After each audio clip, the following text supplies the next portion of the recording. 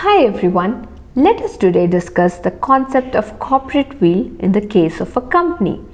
Corporate will means the concept where the company is regarded as a separate legal entity distinct from the members of the company.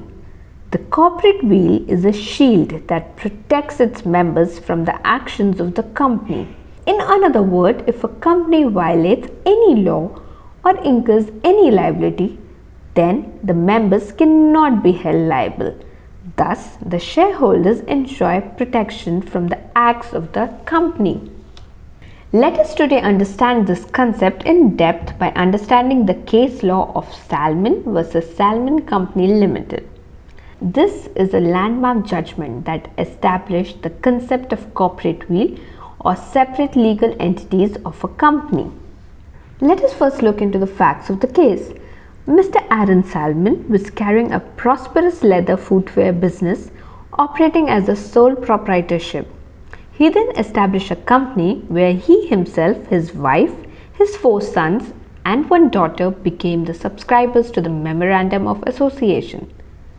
Simply put, he established a company with his own family members as its shareholders.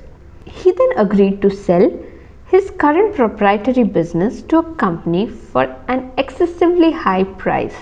The consideration was paid by the way of debentures, shares and cash. Ultimately, Salomon held 20,001 shares out of 20,007 shares issued, and each of the remaining 6 shares was held by a member of his family, and he was also issued debentures worth £10,000 with a charge on the asset of the company. Thus, he became the company's managing director, shareholder and debenture holder. Transfer of the business took place on June 1, 1892. Later, the company's operations became unsuccessful, and in 1893 October, a decision was reached to wind up the enterprise. The liquidator observed that if the assets of the company were used to repay the debentures of Mr. Salomon, then there would be nothing left to pay off the unsecured creditors. The liquidator contended that though Salomon and Company Limited was incorporated under the Act, the company never had an independent existence. It was only a one-man show. The business was solely conducted for and by Mr. Salomon, and the company was a mere fraud, and hence Salomon should be made responsible for company's debt. Therefore, the main question in this case was whether a company's shareholder could be held personally liable for the company's liabilities. Now, don't you want to hear the verdict in this case? The Court of Appeals concluded that the signatories of the memorandum were mere dummies and that the company was really just Mr. Salomon in another form, an alias or his agent. Mr. Salomon was bound to indemnify the company's debt. The Court of Appeal described the company as a myth and a fiction and said that the incorporation of the company had been a mere scheme to enable him to carry on as before, but with his personal liabilities limited. And so, Mr. Salomon was required to settle the debts of the company's unsecured creditors. But the story does not end here. Mr. Salomon was not at all ready to give up. He went to the upper court, the House of Lords.